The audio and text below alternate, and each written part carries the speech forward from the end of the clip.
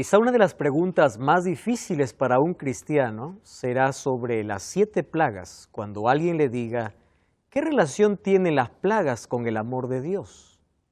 ¿Cómo es posible que un Dios lleno de amor pueda derramar 7 plagas de ira, como menciona Apocalipsis capítulo 15 y 16? Bienvenido, está comenzando Biblia Fácil. Estamos una vez más juntos aquí para poder abrir la palabra de Dios. Qué bueno que tú puedas preferir nuestra compañía. Qué bueno que nos hayas dejado ingresar allí a casa y juntos podamos estudiar la Biblia.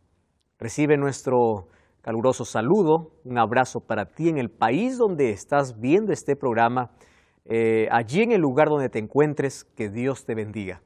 Nos gustaría conocerte, nos gustaría saber quién eres, desde dónde estás viendo el programa, puedes escribirnos aquí en los comentarios. Nosotros preparamos una revista especial para que tú puedas acompañar esta serie. Se llama Biblia Fácil Apocalipsis. Ahí están 18 temas desarrollados con base en el libro de Apocalipsis. Si tú vives en Sudamérica, entonces puedes recibir el curso totalmente gratis en físico. Podemos llegar hasta tu casa y podemos entregarte el curso. Tú puedes solamente solicitarlo a través de un número de WhatsApp, más 5512 9810 1460. Te repito una vez más, más 5512 9810 1460. Allí puedes solicitar el curso. Si vives fuera de Sudamérica, entonces puedes descargar el curso totalmente gratis de estudielabiblia.com. Nos gusta recibir tu historia, tu nombre, tu país, la experiencia que estás viviendo con este programa, y gracias porque allí escribes para nosotros las bondades o los beneficios que este programa resulta para tu vida. Un grande abrazo una vez más, bienvenido. Bienvenidos amigos también aquí, los que estamos participando. Vale la pena, valió la pena haber dejado allí el compromiso, los compromisos, el trabajo, aunque nos cuesta a veces separarnos unos días de la familia. Sin embargo, lo que estamos haciendo aquí es tan loable y esto va a resultar de bendición. Y esperamos que la palabra de Dios no solamente sea una semilla colocada, sino que también pueda dar frutos para vida eterna. Vamos a abrir la Biblia y vamos a contestar una de las preguntas más difíciles que un cristiano puede responder. ¿Cómo es posible que un Dios de amor pueda derramar 7 plagas de ira? Hace algún tiempo una persona me dijo, pastor, parece que Dios es un Dios de venganza o es un Dios vengativo. De paso hay algunos textos en el Antiguo Testamento que nos habla de un Dios que destruye a sus enemigos, de un Dios que empieza a matar a las personas en venganza, dice allí. Hoy vamos a comprender un poco ese término, ¿verdad? Ya que algunos traemos ese término para nuestro concepto, el concepto que nosotros tenemos. Y pensamos que Dios es un Dios lleno de odio, que se venga, es un Dios tirano, es un Dios malo. Y yo creo que ese es el objetivo que Satanás tiene. Satanás tiene el objetivo de desfigurar el rostro de Dios, de desfigurar el carácter de Dios. La Biblia dice Dios es amor. Y aún hay cosas que nosotros no entendemos, pero detrás de todo está la misericordia y la bondad del Señor. Sin embargo, nunca olvidemos que junto al amor está la justicia, porque la base de su trono es justicia y misericordia. Entonces, en base a eso vamos a abrir la Biblia y hoy nos toca leer el capítulo 16 del libro de Apocalipsis. Vamos todos a Apocalipsis 16, vamos a hacer una oración y vamos a ver hoy sobre las 7 últimas plagas sobre la tierra. Oramos. Querido Dios, estamos listos una vez más con la disposición de poder entender aquel mensaje que tienes para nosotros por medio de tu palabra. Ayúdanos a comprender algunos asuntos que pueden resultar oscuros para nosotros.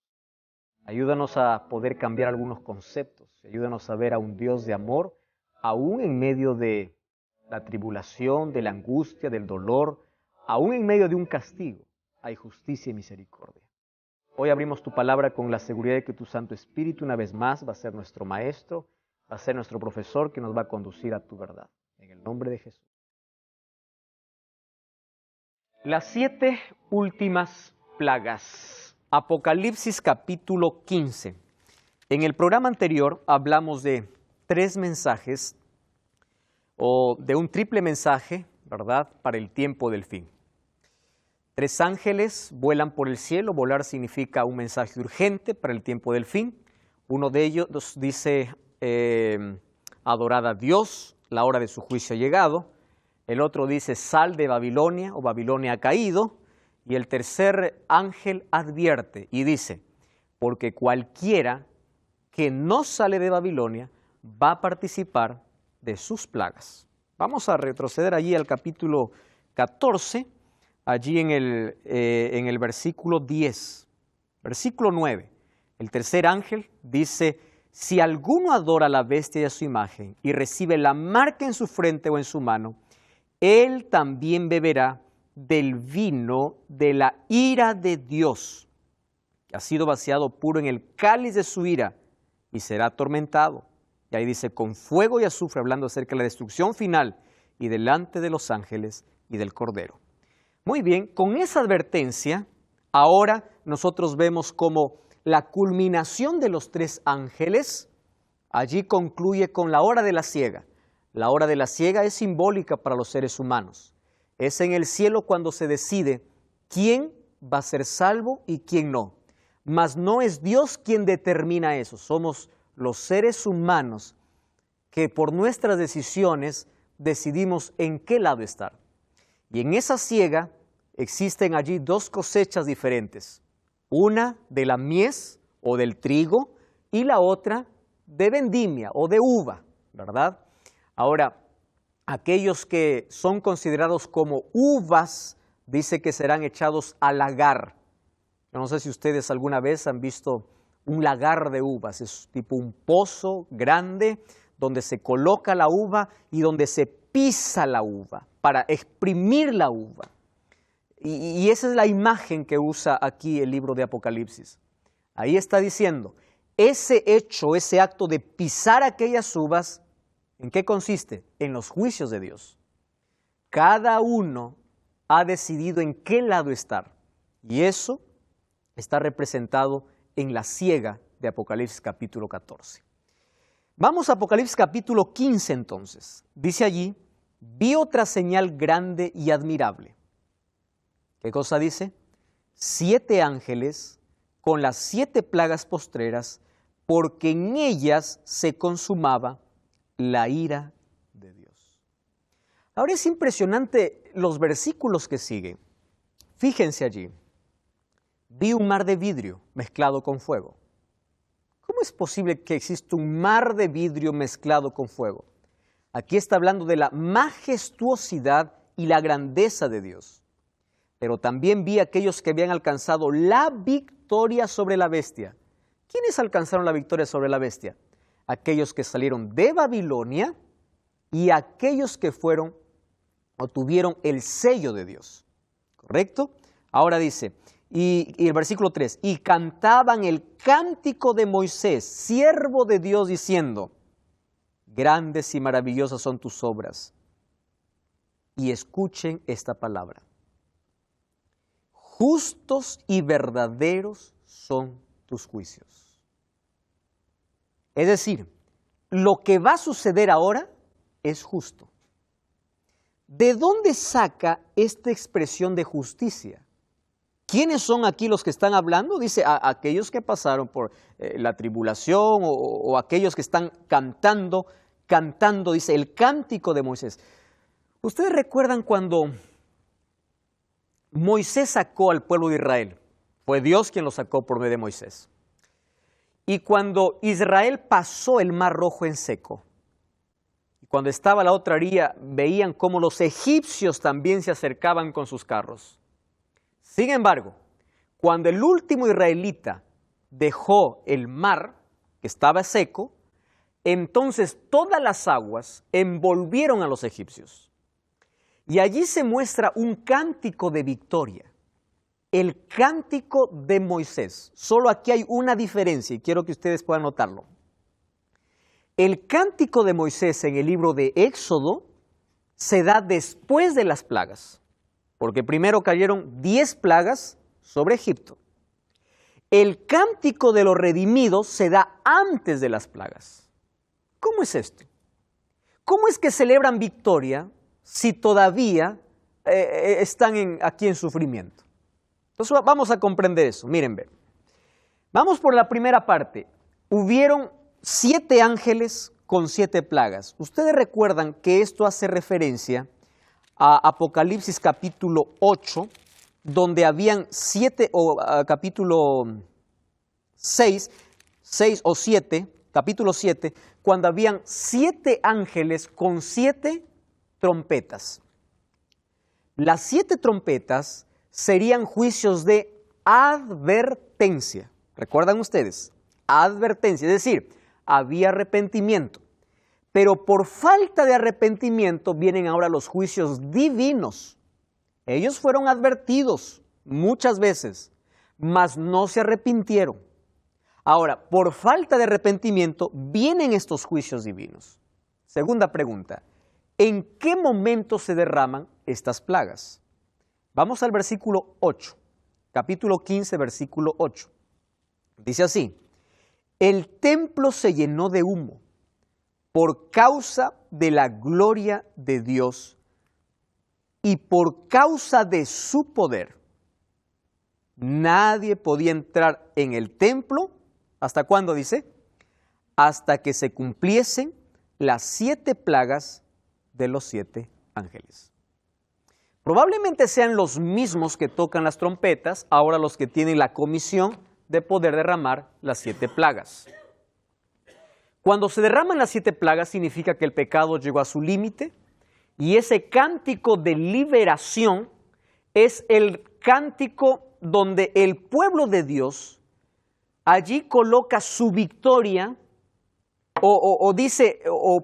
allí publica el resultado de su victoria por lo que Cristo hizo en la cruz. Les explico así. Cuando las plagas empiecen a caer sobre la tierra, no es que el pueblo de Dios se alegra por el sufrimiento de los impíos, sino que aquí encontramos una grande verdad. ¿Por qué Jesús murió en la cruz?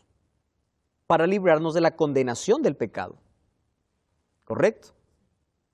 Para librarnos de la paga del pecado. ¿Cuál es la paga del pecado? No era, ¿cuál es la paga del pecado? La muerte. Y junto a la muerte viene el sufrimiento, el dolor y todo el caos que ahora nosotros vemos. Es decir, Cristo murió para librarte de la ira divina. Cuando se usa la palabra ira, ¿recuerdan ustedes que Jesús en la cruz bebió la copa de ira del Padre? ¿Qué significa eso? El pecado que trajo la muerte o que condenó a muerte al ser humano, ahora lo llevó Cristo. Y Cristo nos libró de esa condenación. Romanos 8:1 dice, ahora pues ninguna condenación hay para los que están en Cristo Jesús. ¿Correcto? Los que están. Ahora, alguien hizo la siguiente comparación y me pareció muy acertada. Que Cristo nos liberó de las 3 P's de pecado. Primero, de la penalidad de pecado. Segundo, del poder del pecado. Y tercero, de la presencia del pecado. Solo que de la presencia del pecado nos librará solamente cuando estemos en el cielo. Ahora somos libres de ¿qué? Del poder del pecado, por la sangre de Cristo. ¿Correcto? Ahora, fíjense una cosa. Aquí los redimidos cantan su victoria, mas no hacen alarde a sus méritos, sino dicen, todo lo que nosotros hicimos fue aceptar el sacrificio de Cristo. Es decir, los juicios no caen sobre nosotros, no porque nosotros hayamos hecho buenas obras, sino porque aceptamos ese sacrificio. Entonces, Dios no quería que ninguno perezca, como dice el libro de 2 de Pedro, ¿verdad? 2 de Pedro. Cuando dice, ¿por qué el Señor retarda su venida? Porque no quiere que ninguno perezca. La cruz y la gracia está disponible. No quiere que bebas de la ira de Dios. No quiere que vivas que mueras por la consecuencia del pecado. No quiere que tú puedas sufrir esa consecuencia eterna del cual Él te libertó. Pero el ser humano, en su libertad, eligió la muerte. Ahora, ¿qué va a hacer Dios cuando tú en tu libertad eliges? yo ilustro siempre este asunto de esta manera, ¿no? En nuestros países, yo no sé si existe allí una cinta color marrón que se llama matamoscas. No sé si existe en sus países. Matamoscas es una cinta pegajosa que está llena de dulce. Entonces se coloca en lugares estratégicos, la mosca llega y está feliz porque encontró dulce, ¿verdad? Solo tiene un problema. Cuando quiere salir, no puede, está atrapada. Entonces, el pecado es así, aparentemente dulce, uno se aferra al pecado y Dios dice, yo soy el único que te puedo salvar de ese pecado, de la penalidad del pecado y del poder del pecado. Pero el ser humano se aferra al dulce y dice, no, yo quiero seguir acá. Entonces, finalmente, el ser humano va a morir porque él decidió seguir atrapado, a diferencia de la mosca que no tiene otra opción, el ser humano tiene opción de ser libre. Entonces, los juicios de Dios no vienen como castigos para sus criaturas, sino vienen solo como consecuencias para aquel que fue advertido y siempre rechazó. Ahora, fíjense, es por eso que el versículo 8 nos dice en qué momento el templo se llenó de humo por causa de la gloria de Dios y por causa de su poder, y nadie podía entrar. ¿En qué momento se da eso? Cuando Cristo sale del santuario, deja de ser nuestro abogado y sumo sacerdote. Entonces, en ese momento, ya no hay más oportunidad para ningún ser humano. La salvación ya están los dos grupos totalmente definidos. Entonces empieza a caer las 7 plagas. Dos cosas tenemos que tomar en cuenta aquí. Cuando nadie sabe cuándo termina la gracia, ¿correcto? Nadie conoce cuándo. Pero sí podemos saber cuándo ya no hay gracia. No sé si entienden aquí. Nadie sabe cuándo termina, pero sí podemos saber cuándo acabó. ¿Cómo sabemos cuándo acabó? Cuando las plagas empiecen a caer. Evidencia de que ya no existe más intercesión a favor del ser humano. Entonces, allí encontramos que hoy Jesús es nuestro sumo sacerdote, pero que un momento levantará esa intercesión o ese juicio, recuerdan del primer tipo de juicio, el preadvenimiento, donde el caso de todos está ya decidido. Y allí vienen entonces las plagas, las 7 plagas. Haciendo referencia a Daniel capítulo 12, donde dicen, aquel tiempo será tiempo de angustia, cual nunca hubo sobre la tierra. Pero en ese tiempo se levantará Miguel, que está de parte de los hijos de tu pueblo, será tiempo de angustia. ¿Y quiénes serán salvos? Dice, los que están escritos su nombre en el libro de la vida. En ese momento, cuando Cristo se levanta del lugar santísimo, caen las plagas. Ahora, lo interesante aquí es, ¿sobre quiénes caen? Sobre aquellas personas que no tienen protección divina. ¿Ustedes recuerdan la protección del sello de Dios en Egipto? ¿Cuál era? La sangre. El ángel veía la sangre, pasaba. Pascua era peshá, era pasar. Entonces, el sello le servía como protección. Ahora en el tiempo final, el sello para los hijos de Dios es protección ¿de qué? De las plagas. Entonces vamos a ver en qué consisten estas plagas. Vamos al capítulo 16 porque ahí comienza el versículo 2. 16:2 dice así. Entonces fue el primero y derramó su copa sobre la tierra, y vino una úlcera maligna y pestilente. ¿Sobre quiénes? Sobre los hombres que tenían la marca de la bestia y aquellos que adoraban a su imagen. ¿Por qué no toca al pueblo de Dios? Porque ellos tienen protección divina. ¿Se acuerdan ustedes que las plagas en Egipto a quiénes tocaban? ¿A los israelitas o a los egipcios? ¿Por qué no tocaba a los israelitas? Porque ellos estaban protegidos por Dios. Ahora, dice, vino una úlcera maligna. Ustedes conocen que hoy, en nuestro siglo de tanto adelanto en ciencia, en información, sobre todo sorprendemos por los avances científicos, existen enfermedades que hoy no tienen cura, ¿verdad? Solamente se puede controlar, mas no curar. Sin embargo, este será una úlcera maligna. ¿Alguien conoce en qué consiste exactamente esto? No. Úlcera maligna. ¿Cómo será? No sé. Solo sé que será una plaga. Y esa plaga caerá, dice, sobre aquellos que tienen la marca de la bestia y que adoran a su imagen. Quiere decir que allí el mayor médico de la historia de este mundo, si es que no tiene el sello de Dios, por más que vaya a buscar la mayor medicina o la mejor medicina de este planeta, no va a encontrar alivio porque esto no es natural. Esto es un juicio divino. Entonces viene allí la segunda plaga.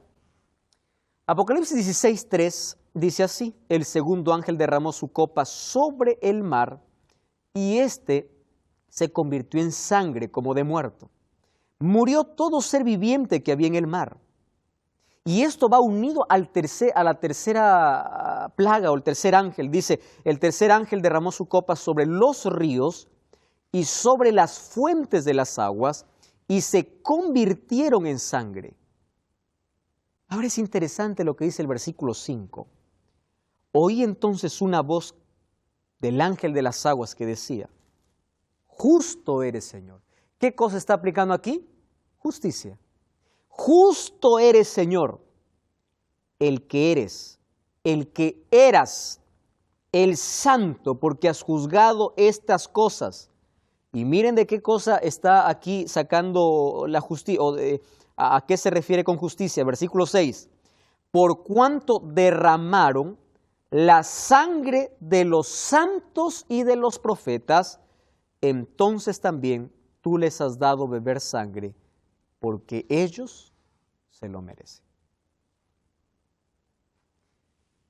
Mar en sangre. Ahora, hay una cosa que nosotros tenemos que entender, es que estas plagas no serán universales. Ustedes saben que si todo el planeta o todos los mares y océanos se volvieran sangre en el mundo, nosotros no tendríamos más oxígeno y todos morirían. Ahora, serán locales en algunos lugares, ¿correcto? No serán universales. Ahora, estas plagas no durarán tampoco mucho tiempo. Ahora vamos a ver por qué no duran mucho tiempo. En el siguiente texto dice que cuando están en la cuarta plaga, algunos todavía están con el dolor de la primera. Quiere decir que las plagas son consecutivas. Porque cuando Cristo sale del lugar santísimo, lo único que falta es que Cristo regrese. Nada más. Ahora, hay sangre. Ahora, ¿por qué ellos beben sangre? Por una razón. Porque ellos mataron, dice, a sus siervos, los profetas y a sus santos. ¿Quién es santo en la Biblia? ¿Es alguien que no peca? No tiene nada que ver con el Estado, ¿verdad? A veces hay muchas personas que tienen un concepto equivocado acerca de quién es santo.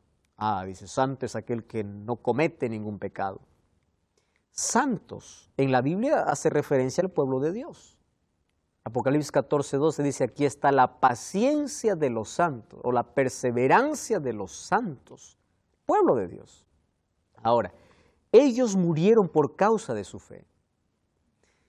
A través de toda la historia, millones de personas han sellado su testimonio y amor por Cristo con su propia vida.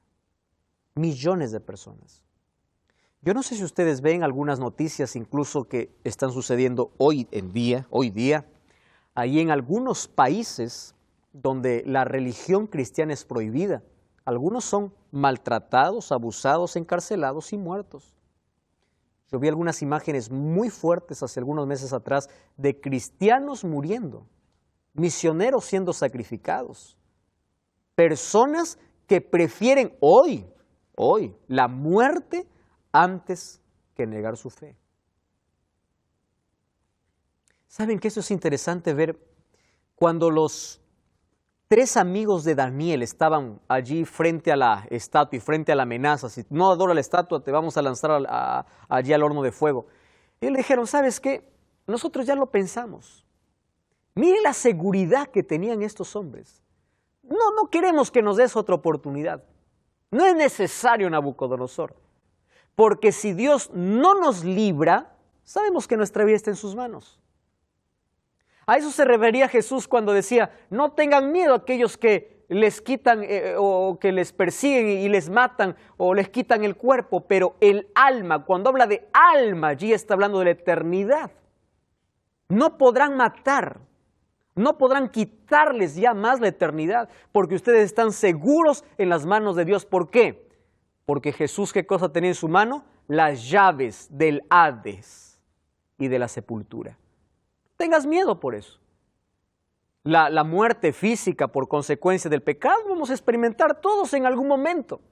Sin embargo, Jesús vino para librarnos de la muerte eterna, de la condenación eterna, que es la consecuencia final del pecado. Ahora, estos hombres impíos ahora beben sangre porque ellos mataron y persiguieron a los hijos de Dios a través de todas las épocas. Y ahí viene la cuarta plaga. Miren, capítulo 16, versículo 8 y versículo 9 dice, el cuarto ángel derramó su copa sobre el sol, el cual le fue permitido quemar a los hombres con fuego. Los hombres fueron quemados con el gran calor y blasfemaron el nombre de Dios que tiene poder sobre estas plagas. Y ojo con esta expresión, no se arrepintieron para darle gloria. Nosotros vamos a correr allí otros textos más, donde dice, no se arrepintieron. ¿Qué cosa es el arrepentimiento? Una vez yo estuve pensando, yo no sé, Pablo, si tú tienes allí un concepto sobre cómo el ser humano se salva. Y yo estuve pensando lo siguiente, Pablo. Lo único que hace el ser humano para salvarse es no rechazar a Cristo. Porque incluso ni él puede arrepentirse. El arrepentimiento es un regalo divino. Es la acción del Espíritu Santo en el corazón. O sea, el ser humano, todo lo que tiene que hacer es no rechazar. Es permitir que el Espíritu Santo trabaje, actúe. Ahora, aquí dice, no hay más arrepentimiento por dos motivos. Una, porque no hay más gracia. Y el otro, porque el Espíritu Santo ya no está más tocando los corazones. Quien nos hace ver nuestra pecaminosidad es el Espíritu Santo. ¿Recuerdan el mensaje de la iglesia de la Odisea? Unge tus ojos con colirio, es decir, pide el Espíritu Santo para que veas tu condición, porque sin el Espíritu Santo tú te crees rico, pero finalmente eres un desventurado, pobre, miserable, ciego y desnudo. Es interesante notar que Dios, antes de poder libertar al pueblo de Israel, ocurrieron 7 plagas para Egipto. También haciendo allí una comparación con lo que ocurrirá en el día final, antes de que Cristo libere a su pueblo de este mundo de pecado, también este mundo experimentará 7 plagas. Ahora, es interesante que en la cuarta plaga mencionada ahí en Apocalipsis capítulo 16, versículo 8, cuando dice que derramó su copa sobre el sol, fue permitido que el sol pueda quemar a los hombres con fuego. Ustedes imaginan, tenemos en cada país climas extremos, ¿verdad? Yo no sé cuál es el clima más extremo que ustedes han experimentado en la vida, extremos por los dos lados, ya sea por el frío o por el calor. Sin embargo, nada se va a comparar a esta plaga, donde el sol tiene autoridad ahora, que es creación de Dios, para poder quemar. Sin embargo, dice, la gente mordía su lengua a causa del dolor.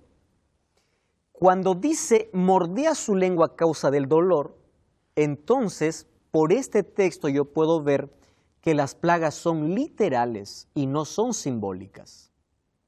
Porque no está haciendo comparación con algo, sino está narrando la experiencia real de las personas. Entonces, estas plagas son literales. Mordían su lengua de dolor. Ahora, versículo 11. Blasfemaron contra Dios del cielo por sus dolores y por sus úlceras. Ya estamos en la cuarta plaga. Sin embargo, todavía hay gente que está experimentando el dolor ¿de cuál? De la primera plaga. Quiere decir que las plagas no serán un periodo largo, sino serán consecutivas y cortas.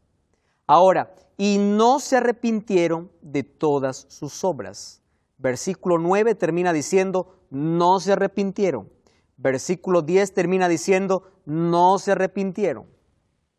Porque no hay más arrepentimiento. O porque no hay nadie más que pueda convencer de pecado. Nosotros usamos mal algunas expresiones, que uno lo dice con tanta sinceridad, y yo creo que no está mal mientras tú no conozcas el verdadero concepto. A veces nosotros pensamos y decimos, yo solo busqué al Señor. No es que Dios estaba perdido, tú estabas perdido. Es Dios quien te encontró. Solo que en la parábola de Lucas 15 hay una revelación muy especial. Presten atención.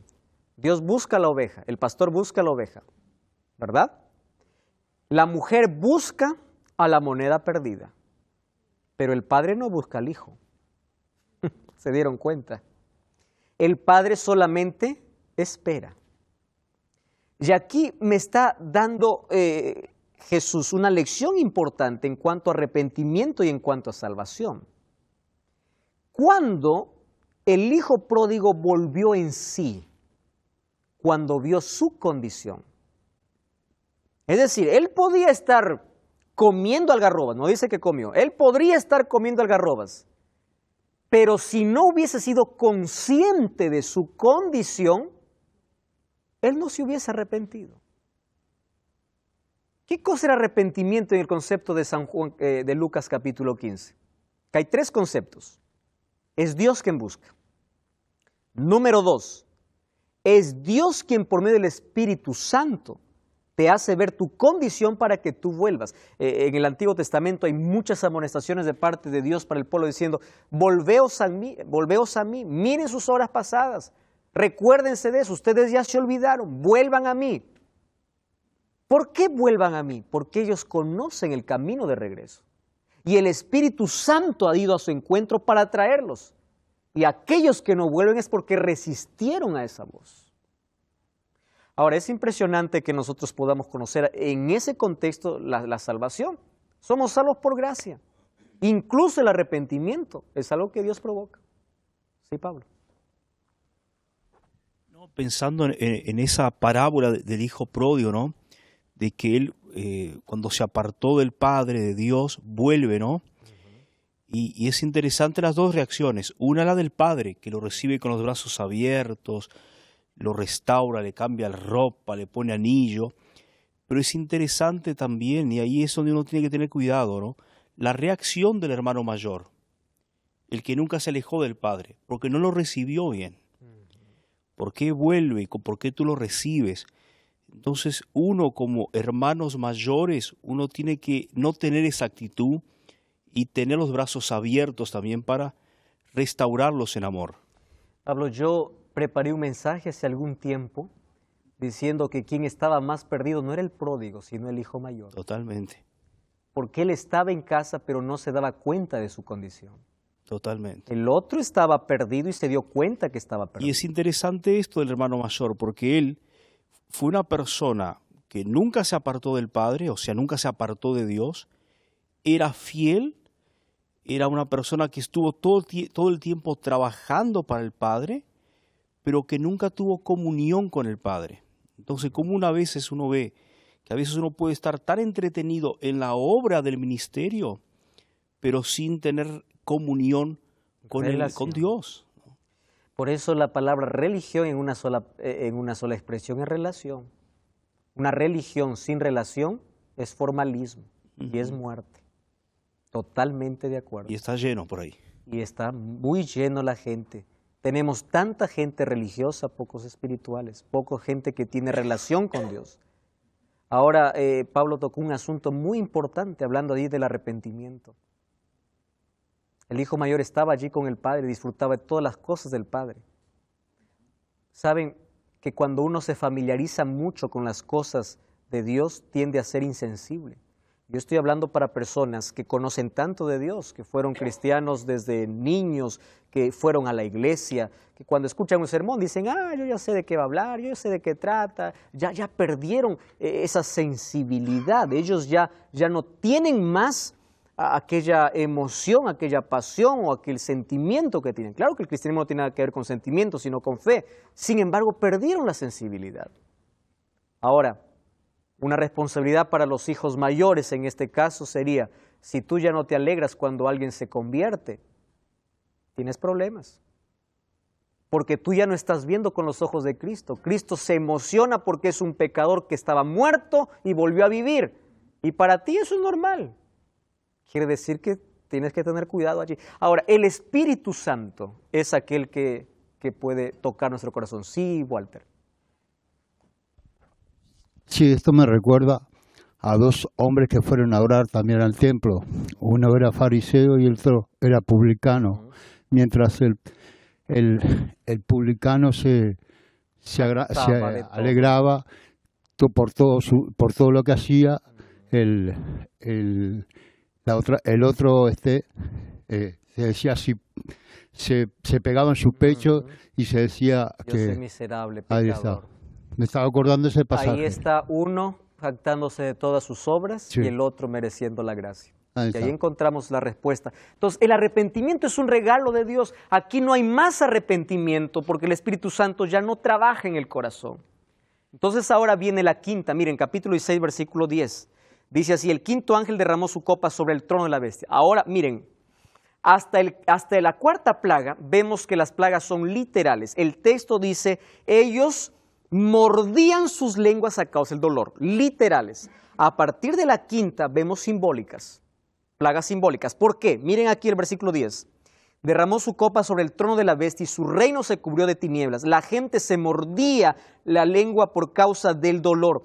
Blasfemaron contra el Dios del cielo por sus dolores, sus úlceras, y no se arrepintieron. Ahora, el quinto ángel derrama esta plaga ¿sobre dónde? Sobre el trono de la bestia, sobre la autoridad de la bestia. Presten atención aquí. Hasta aquí el poder representado como la bestia había engañado a todos y había dicho, miren, estas plagas es por causa de los cristianos, vamos a perseguir. Pero cuando toca esta plaga, el asiento de la autoridad de Satanás, ahora la gente se da cuenta, ¿qué se da cuenta? Que es mentira, que no era por causa de los cristianos. Las 4 primeras afectaron a la humanidad, la quinta el asiento de la autoridad de Satanás. Es decir, hubo humillación ante los moradores de la tierra, la bestia se humilló. Empiezan a darse cuenta que ellos no se pueden proteger de las plagas porque no estuvieron de parte de Dios. Aquí la gente o los poderes que apoyaban a la bestia se dan cuenta que fueron engañados. Esto nos da lugar para la sexta plaga. Miren que esta plaga toca una figura interesante. El sexto ángel derramó su copa sobre el gran río Éufrates. ¿Ustedes recuerdan el río Éufrates? Desde el jardín del Edén aparece el río Éufrates, ¿verdad? Pero también descubrimos que el río Éufrates era el límite que dividía al pueblo de Dios de sus enemigos. Fíjense aquí. Y el agua de este se secó para que estuviese preparado el camino a los reyes del oriente. A mí me encanta esta expresión. ¿Por qué me encanta esta expresión? Porque aquí está haciendo una alusión al libro de Daniel, cuando habla acerca de la caída de Babilonia. Solo que está tomando la imagen de la caída de la Babilonia literal para decir cómo va a ser la caída de la Babilonia espiritual. Y en esta sexta plaga hay algunos asuntos importantes. Primero, el río Éufrates se secó y número 2, ahí hay un camino preparado para los reyes del oriente. Nosotros sabemos que fue Ciro quien conquistó a Babilonia, ¿verdad? 31 de octubre del año 539. ¿Cómo hizo Ciro para poder conquistar a Babilonia si estaba con las mayores murallas, la mayor fortaleza? Era imposible penetrar esas murallas. Pues Ciro tuvo una estrategia. ¿Cuál era la estrategia? Desviar el río Éufrates, o desviar el río que cruzaba por en medio de la ciudad de Babilonia. Ustedes sabían que en la antigüedad, toda ciudad tenía seguridad por 2 cosas. Uno, por sus murallas, y el otro por un río. ¿Por qué tenían murallas? Porque si venía un enemigo más fuerte, cerraban las puertas, se acabó el asunto. Adentro, como tenían río, había agua. Mientras había agua, había limpieza, había todo. Salmo 46 hace alusión a eso, ¿verdad? Entonces ellos estaban bien. Pero sin río, el pueblo moría. ¿Qué cosa hace Ciro? Desvía el río y por el camino donde el río había abierto, por allí ellos ingresan. De noche, mientras todos están bebiendo, mientras todos están terminando una fiesta, donde Daniel está interpretando las letras que aparecieron allí en la pared cuando Belsasar tuvo miedo, cuando apareció allí la letra diciendo Mene, Mene, Tekel, Uparsin. Daniel le dice, mira, Dios ha colocado fin a tu reino. Es decir, ha sido juzgado, ha sido puesto en una balanza y ha sido hallado falto. Tu reino es pasado a los medos. Mientras Daniel estaba hablando, Ciro ya estaba ingresando a Babilonia.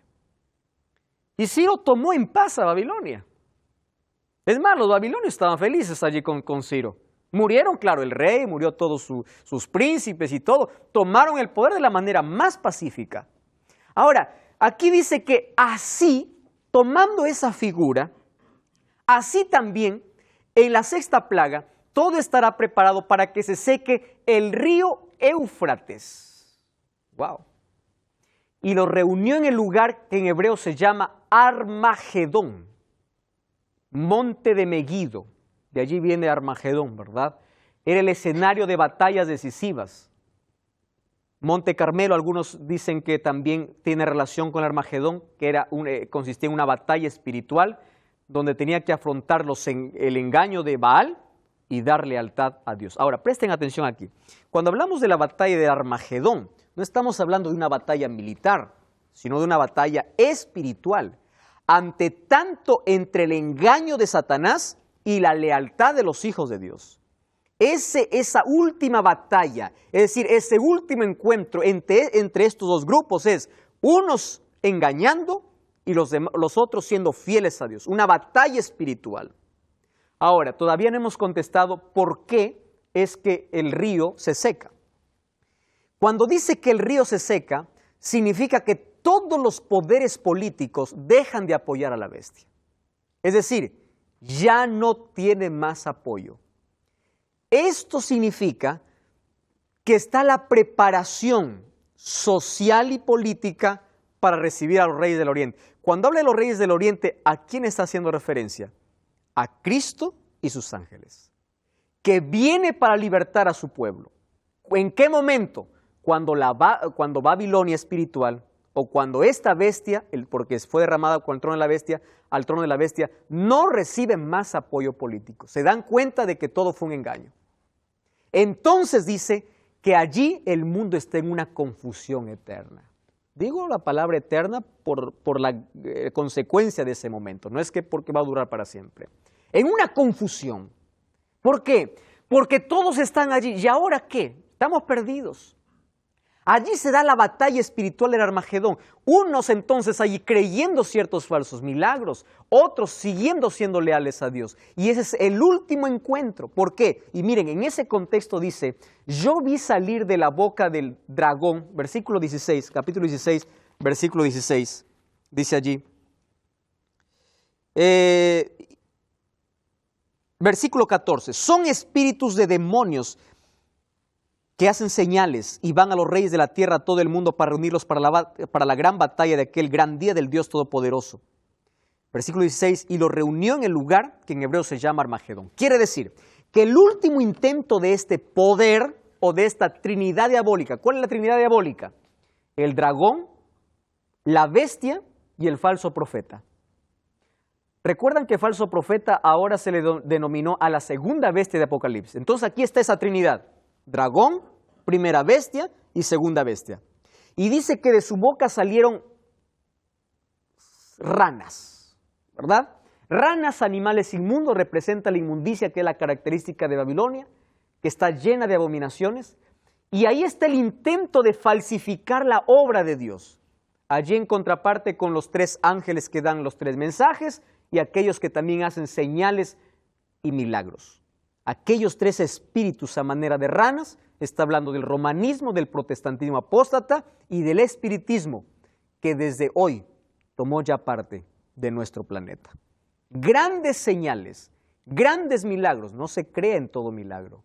No todo milagro viene de Dios. Allí los magos de Faraón también pudieron convertir una vara en una serpiente y eso no venía de Dios. No todos los milagros vienen de allí. Y todo esto los preparaba para el último encuentro entre los dos pueblos, ¿verdad? Entre el pueblo de Dios y entre aquellos que siguieron a la bestia. ¿Por qué? Porque la séptima plaga, miren lo que sucede. Apocalipsis capítulo 16, versículo 17 dice, el séptimo ángel derramó su copa al aire, salió una gran voz del santuario que decía, ¿qué cosa decía? Se acabó, ya está hecho. Hubo relámpagos, voces, truenos, temblor, terremoto, cual nunca hubo. Miren el versículo 19, la gran ciudad se dividió en 3 partes y las ciudades de las naciones cayeron. La gran Babilonia vino a memoria delante de Dios para darle el cáliz del vino del ardor de su ira. Toda isla huyó, los montes ya no fueron hallados, del cielo cayó a los hombres enorme granizo como el peso de un talento. Los hombres blasfemaron contra Dios por la plaga del granizo, porque su plaga fue sumamente grande. ¿De qué está hablando? De los últimos acontecimientos y señales que preceden al regreso de Jesús. Después de esto, ¿quién viene? Viene Cristo. Querido amigo, amiga, el sueño de Dios es verte en el cielo. Si un día Él murió en la cruz, fue para librarte de la condenación del pecado, de la muerte eterna y de estas plagas. Hoy la misericordia está disponible. Hoy todavía hay gracia. Tú puedes decir, ¿por qué sabe que hay gracia? ¿Por qué sabe que todavía Dios está intercediendo? Porque el mensaje todavía está siendo predicado. Va a llegar un momento en que este mensaje no más será escuchado. Y ya no habrá más arrepentimiento. Ni nadie más te invitará a tomar una decisión a favor de Cristo. ¿Sabes por qué? Porque todo habrá terminado. Vivimos en el tiempo final de la historia. Y hoy te invito a abrazar la cruz de Cristo. Aceptar a Cristo como tu Salvador. Aceptar a Jesús. Seguir su camino para librarte de todas estas consecuencias. No vas a seguir a Dios por miedo. Dios no quiere una obediencia por temor. Dios no quiere hijos que le sigan por miedo. Dios quiere hijos que le sigan por amor. ¿Quieres mirar a Jesús? ¿Quieres colocarte bajo la influencia del Espíritu Santo para que produzca en tu corazón arrepentimiento? Entonces yo quiero orar por ti. Dios siempre estuvo a tu lado. Siempre. Desde el día que naciste, Él soñó contigo y Él quiere verte en el cielo. Todo lo que tienes que hacer es abrir tu corazón y aceptar su gracia. Dios siempre estuvo a tu lado y siempre estará hasta el final del mundo. Su promesa se cumple. Él es fiel a todas sus promesas. La mayor promesa que Él dejó para los seres humanos es que un día volvería. El regreso de Jesús es inminente. Jesús está volviendo. Las señales que hoy están sucediendo en este mundo, las cosas que están sucediendo en este mundo, nos indican de que muy pronto caerán todos estos juicios divinos sobre la tierra. La maldad está llegando a su punto culminante. Hay tanto dolor, tanta violencia, tanta inseguridad, hay tantas señales que se están cumpliendo. Ahora te pregunto, ¿tú estás preparado para recibir a Jesús? ¿Estás listo para ir a vivir con Jesús por la eternidad? Hoy podemos tomar una decisión. La decisión de entregar nuestra vida a Él y vivir para Él. ¿Quieres orar conmigo? Vamos a orar juntos. Querido Dios, toma nuestra vida en gratitud a todo lo que Tú hiciste ya por nosotros en el pasado, por aquello que estás haciendo hoy en el presente, por las cosas que harás con nosotros en el futuro. Que tu Santo Espíritu pueda seguir hablando en nuestro corazón.